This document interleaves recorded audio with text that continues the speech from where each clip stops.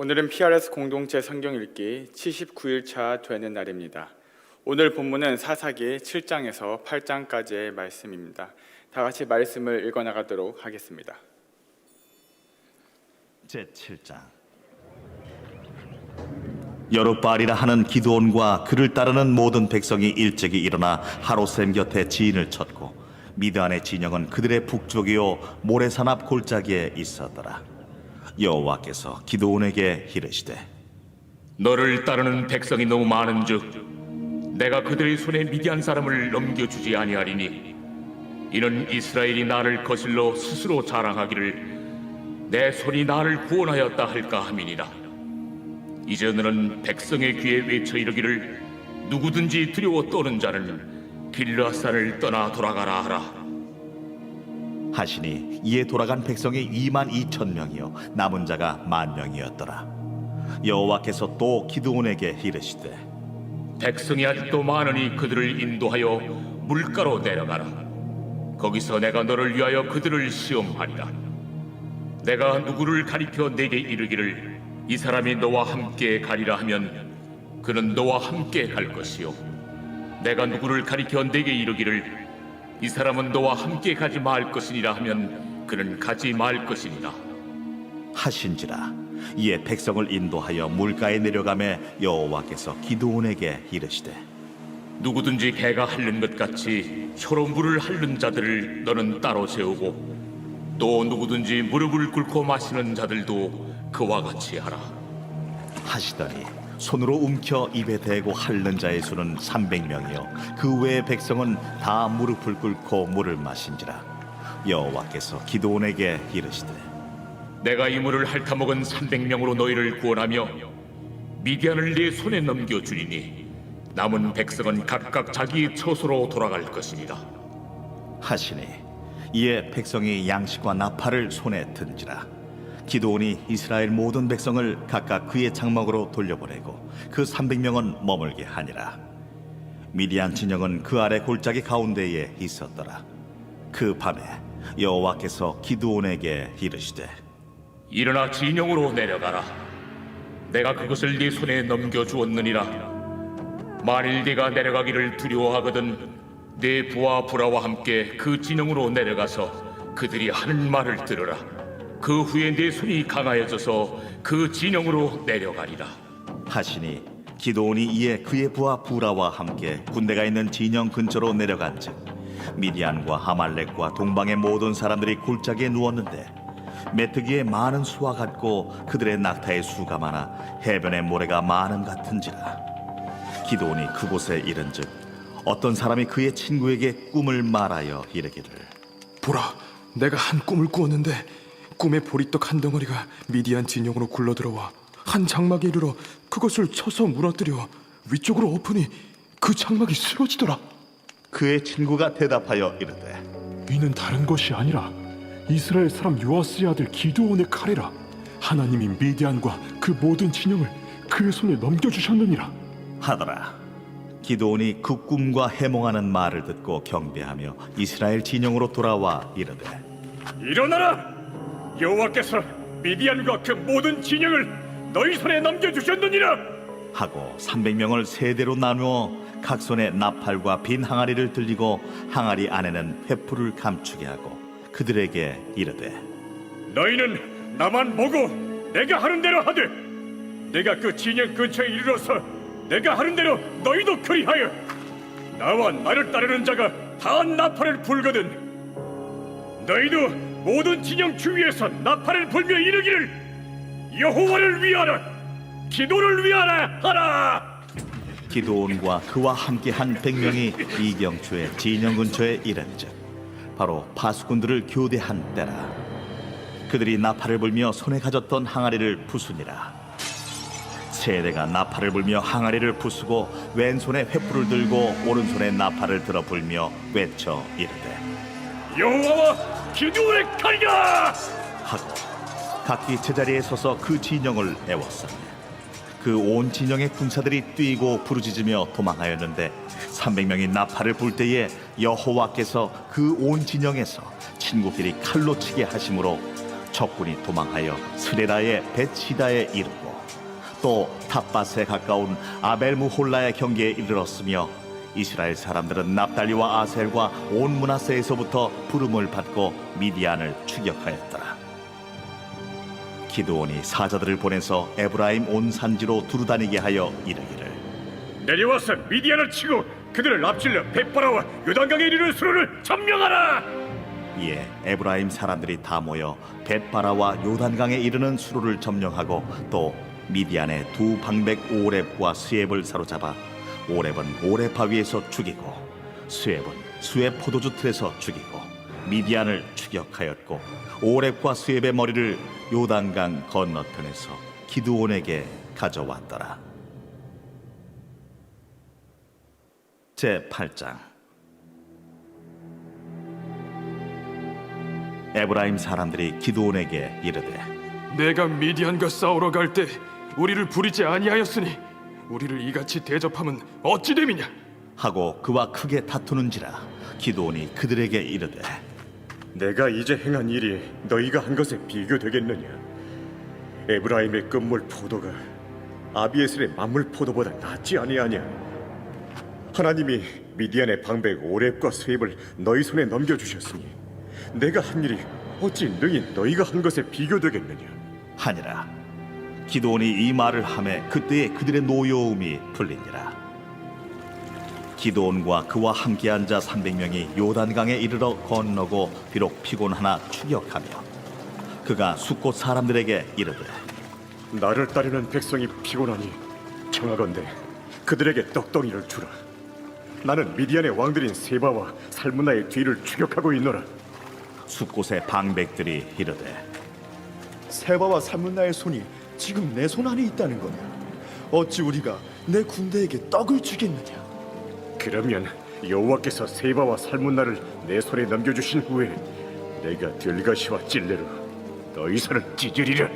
하고 거기서 분우엘로 올라가서 그들에게도 그같이 구한즉 분우엘 사람들의 대답도 숫곳 사람들의 대답과 같은지라. 기드온이 또 분우엘 사람들에게 말하여 이르되 내가 평안히 돌아올 때 이 망대를 헐리라 하니라. 이때에 세바와 살문나가 갈골에 있는데 동방 사람의 모든 군대 중에 칼든 자 12만 명이 죽었고 그 남은 15,000명가량은 그들을 따라와서 거기에 있더라. 적군이 안심하고 있는 중에 기드온이 노바와 욕부와 동쪽 장막에 거주하는 자의 길로 올라가서 그 적진을 치니 세바와 살문나가 도망하는지라. 기드온이 그들의 뒤를 추격하여 미디안의 두 왕 세바와 살문나를 사로잡고 그 온 진영을 격파하니라. 요아스의 아들 기드온이 헤레스 비탈 전장에서 돌아오다가 숫곳 사람 중 한 소년을 잡아 그를 신문하매 그가 숫곳의 방백들과 장로들 77명을 그에게 적어준지라. 기드온이 숫곳 사람들에게 이르러 말하되 너희가 전에 나를 희롱하여 이르기를 세바와 살문나의 손이 지금 내 손 안에 있다는 거냐? 어찌 우리가 내 피곤한 사람들에게 떡을 주겠느냐 한 그 세바와 살문나를 보라. 하고 그 성읍의 장로들을 붙잡아 들가시와 찔레로 숫곳 사람들을 징벌하고 분우엘 망대를 헐며 그 성읍 사람들을 죽이니라. 이에 그가 세바와 살문나에게 말하되 너희가 다불에서 죽인 자들은 어떤 사람들이더냐? 그들이 너와 같아서 하나같이 왕자들의 모습과 같더라. 그들은 내 형제들이며 내 어머니 아들들이니라. 여호와께서 살아계심을 두고 맹세하노니 너희가 만일 그들을 살렸더라면 나도 너희를 죽이지 아니하였으리라. 하고 그의 맏아들 여델에게 이르되 일어나 그들을 죽이라. 하였으나 그 소년이 그의 칼을 떼지 못하였으니 이는 아직 어려서 두려워함이었더라. 세바와 살문나가 이르되 내가 일어나 우리를 치라. 사람이 어떠하면 그의 힘도 그러하니라. 하니 기드온이 일어나 세바와 살문나를 죽이고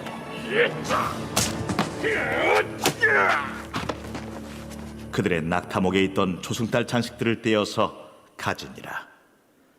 그때에 이스라엘 사람들이 기드온에게 이르되 당신이 우리를 미디안의 손에서 구원하셨으니 당신과 당신의 아들과 당신의 손자가 우리를 다스리소서. 내가 너희를 다스리지 아니하겠고 나의 아들도 너희를 다스리지 아니할 것이요 여호와께서 너희를 다스리시리라. 내가 너희에게 요청할 일이 있으니 너희는 각기 탈취한 귀고리를 내게 줄지니라. 이는 그들이 이스마엘 사람들이므로 금 귀고리가 있었습니다. 무리가 대답하되 우리가 즐거이 드리리이다. 하고 겉옷을 펴고 각기 탈취한 귀고리를 그 가운데에 던지니 기드온이 요청한 금 귀고리의 무게가 금 1700세겔이요 그 외에 또 조승달 장식들과 폐물과 미디안 왕들이 입었던 자색 의복과 또 그 외에 그들의 낙타목에 둘렀던 사슬이 있었더라. 기드온이 그 금으로 에봇 하나를 만들어 자기의 성읍 오브라에 두었더니 온 이스라엘이 그것을 음란하게 위함으로 그것이 기드온과 그의 집의 올무가 되니라. 미디안이 이스라엘 자손 앞에 복종하여 다시는 그 머리를 들지 못하였으므로 기드온이 사는 40년 동안 그 땅이 평온하였더라. 요아스의 아들 여룹바알이 돌아가서 자기 집에 거주하였는데 기드온이 아내가 많으므로 그의 몸에서 낳은 아들이 70명이었고 세겜에 있는 그의 첩도 아들을 낳았으므로 그 이름을 아비멜렉이라 하였더라. 요아스의 아들 기드온이 나이가 많아 죽음에 아비에셀 사람의 오브라에 있는 그의 아버지 요아스의 묘실에 장사되었더라. 기드온이 이미 죽음에 이스라엘 자손이 돌아서서 바알들을 따라가 음행하였으며 또 바알 브릿을 자기들의 신으로 삼고 이스라엘 자손이 주위의 모든 원수들의 손에서 자기들을 건져내신 여호와 자기들의 하나님을 기억하지 아니하며 또 여룹바알이라 하는 기드온이 이스라엘에 베푼 모든 은혜를 따라 그의 집을 후대하지도 아니하였더라. 아멘. 하나님의 말씀입니다. 미국 교회를 오랫동안 섬긴 후에 이제 제가 프라미스 한인 교회에 간다고 했을 때 제 주변 이 친구들이 걱정을 많이 하였는데요. 그 중에 가장 큰 걱정이 뭐냐면, 야, 너 새벽기도 할 수 있겠어? 예, 할 수 있을 거라 믿고 프라미스 교회로 왔습니다. 그런데 제가 이 새벽기도 하면서 느낀 것이 이렇게 평안하고 또 고요하고, 그런데 이런 고요함과 평안 가운데 오는 그 하나님의 그 임팩트가 있는 거예요. 그래서 현재 교회에서 여러 가지 사역들을 맡고 있지만 이 새벽기도 설교 사역이 저한테는 이 나머지 사역들을 할 수 있는 원동력이 되는 것 같습니다. 참 모순이죠. 사실 피곤하고 또 설교 준비도 해야 되고 또 이른 아침 일어나서 와야 되는데 이게 제가 할 수 있는 사역들을 할 수 있는 그 엔진 같은 그런 역할을 한다는 거예요. 제가 감사한 거는 최근에 들어서 이렇게 새로운 얼굴들이 많이 보이시는 것 같습니다. 우리 교회는 굉장히 잘 지어진 건물인데요. 이 다녔으면요 한 분 한 분 다 보여요. 그래도 오늘 누가 안 나오는지 다 알고 있습니다. 그래서 저는 꿈이 있습니다. 올해 연말까지는 우리 교회가 굉장히 본당이 큰데 적어도 이 1층에는 절반 이상이 꽉 차서 함께 예배하고 하루의 시작을 온 성도가 하나가 되어서 하루의 시작을 함께 열어가는 우리 프라미스 성도가 되었으면 좋겠습니다. 어제 본문을 통해서 하나님께서 그 미디안 사람들의 눈을 피해서 포도주 틀에 몰래 밀을 타작하고 있었던 이 기드온을 뭐라고 부르셨죠? 큰 용사, 큰 용사로 부르시고 이제 미디안과의 전쟁에서 기드온과 함께 하실 것을 약속하시고 그리고 그 전쟁에서 승리하게 될 것을 약속하여 주셨습니다. 이와 같은 약속을 하신 하나님께서 이 미디안과의 전쟁을 어떻게 그 승리로 이끄셨는지 그리고 그것들을 오늘 본문을 통해서 살펴보고 그럼 이 사건이 우리에게 주는 그 레슨이 무엇인가를 한번 나누어 보도록 하겠습니다. 미디안과의 전쟁에 앞서 심적으로 두려워하고 있었던 이 기드온에게 하나님께서는 오늘 본문 사사기 7장에 정말 특이한 작전을 내리십니다. 기드온이 맞서 싸워야 할 미디안의 군대의 숫자는 대략 13만 5천 명이었습니다. 반면 이 기드온이 지휘할 이 군대의 숫자는 3만 2천 명밖에 안 되는 상대적으로 굉장히 소수의 군사력을 보유하고 있었죠. 누가 봐도 이거는 게임이 되지 않는 전쟁이었습니다. 그런데 하나님께서 이런 수적 열세를 고민하고 있는 기드온에게 뭐라고 말씀하셨냐? 3만 2천 명이 너무 많다고 하시는 거예요. 13만 5천을 상대하기에는 3만 2천이라는 것은 굉장히 적은 숫자임에도 불구하고 하나님께서는 이 기드온에게 3만 2천 명이 너무 많다고 하시면서 하시는 말씀이 300명까지 줄이라 라고 말씀하십니다. 300대 3만 2천, 여러분 이게 말이 됩니까?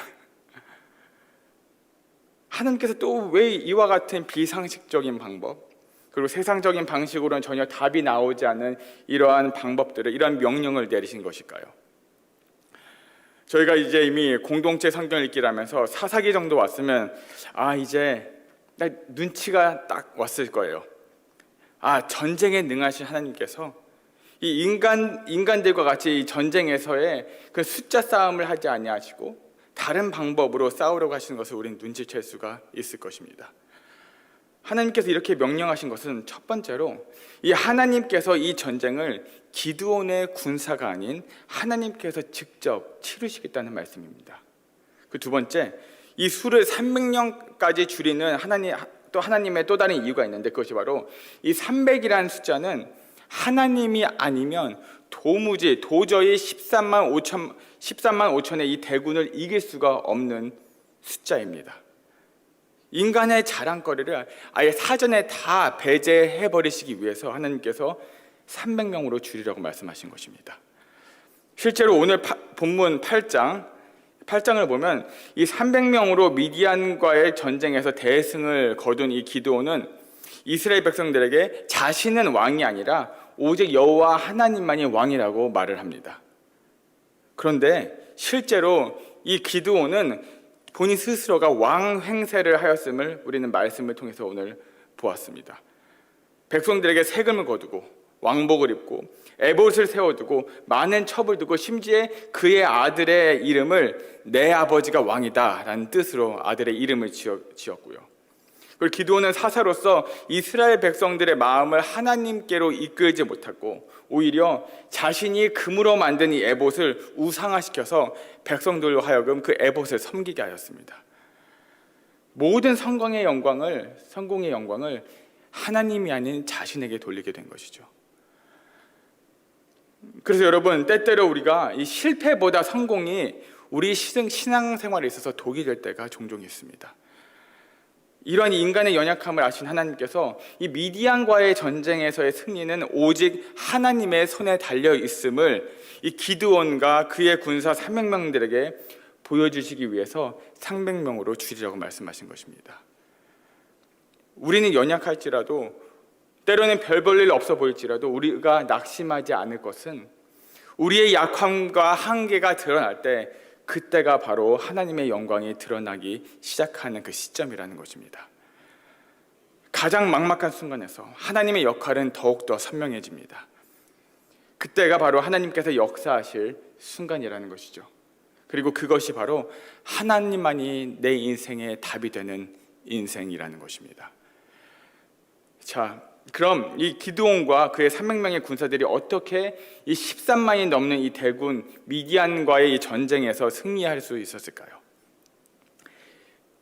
이제 기드온은 하나님께서 이 전쟁을 주관하고 계심을 신뢰하고 300명의 군사와 함께 적진으로 들어갔는데요. 우리는 여기서 또한 참 독특한, 좀 더 솔직히 말해서 참 우스꽝스러운 이 광경이 오늘 본문에 등장하게 됩니다.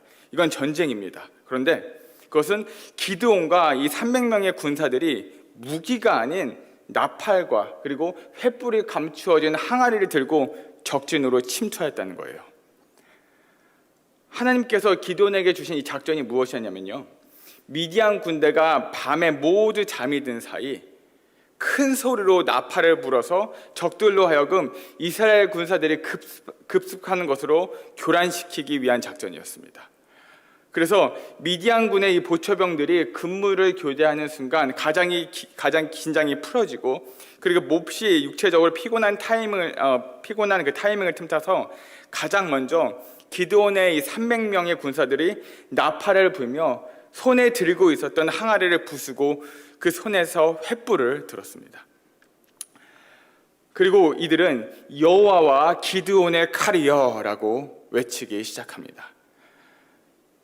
그러자 이 잠에서 깨어난 이 미디안 병사들은 이 기드온의 군대가 가진 이 횃불을 보았고 기드온 군사들이 불고 있는 그 나팔 소리를 듣게 되죠. 근데 우리가 알아야 할 것은 이 당시에 보통 이제 전쟁을 할 때에는 칼과 무기를 들여야 했기 때문에 횃불을 드는 이 병사들은 아주 극소수였습니다. 예를 들어 뭐 한 1,000명이 되면 그 중에 뭐 한두 명 정도. 따라서 이런 그 퍼스펙티브를 가지고 전쟁에 우리가 임한다고 가정했을 때 이 미디안의 입장에서는 이 횃불만 들고 있는 이스라엘 병사만 100명인 것을 보고, 그렇다면 실제 전투를 할 이 군사의 숫자는 엄청나게 많았을 것이라고 이제 추측을 하였을 것입니다. 게다가 이 100명이 다 함께 나팔을 불었다고 생각하십시오. 그 소리가 얼마나 컸겠습니까? 이 미디안 군사들은 본인들이 감당하지 못할 이 거대한 군대가 왔을 거라 생각하고 이제 도망을 치기 시작합니다. 앞이 잘 보이지 않는 이 깜깜한 밤에 정신없이 도망친 이 미디안 군대는 적군과 아군조차도 구별 못한 상태에서 동맹군끼리 서로 칼을 겨누며 싸우기 시작했다는 것입니다. 실제로 이 전인데, 그리고 함성만 질렀을 뿐인데 이 거대한 미디안 군사들과 전쟁에서 승리를 했다는 것이에요. 이스라엘 군대들은 저들의 칼이나 저들의 창 혹은 숫자에 의지한 것이 아니라 백성을 위해 친히 싸워주시는 여호와 하나님을 의지하였습니다. 이스라엘의 승리는 사람의 칼이 아닌 여호와의 입에서 나오는 날선 검에 의해서 이루어진 승리라는 것입니다. 미디안 족속이 이제 패하여 도망치자 기드온은 에브라임 산간지방 전역에 전령을 내려서 병력을 모으고 이제 아예 적군이 도망가지 못하도록 요단강을 건너는 그 나루터까지 점령을 하였고요. 그리고 우리가 어제까지만 해도 우리가 알 수 있었던 것은 어제까지만 해도 이스라엘에 정복하였던 미디안 족속이, 그들이 통치하였던 미디안 족속이 하룻밤 사이에 도망자 신세가 되었다는 것입니다. 그런데 제가 오늘 본문을 유심히 보다가요, 유난히 눈에 들어온 대목이 있었습니다. 무엇이었냐면 오늘 본문 7장 25절을 보면 정말 이 독특하게도 기드온이 죽인 미디안의 두 지휘관 오렙과 스앱이 죽은 이 장소를 아주 구체적으로 기록을 하고 있습니다. 25절 말씀을 제가 읽어드리도록 하겠습니다. 두 미디안의 두 방백 오렙과 스앱을 사로잡아 오렙은 오렙 바위에서 죽이고 스앱은 스앱 포도주 틀에서 죽이고 미디안을 추격하였고 오렙과 스앱의 머리를 요단강 건너편에서 기드온에게 가져왔더라. 좀 익숙한 그런 단어들이 좀 들리지 않습니까, 여러분들의 귀에?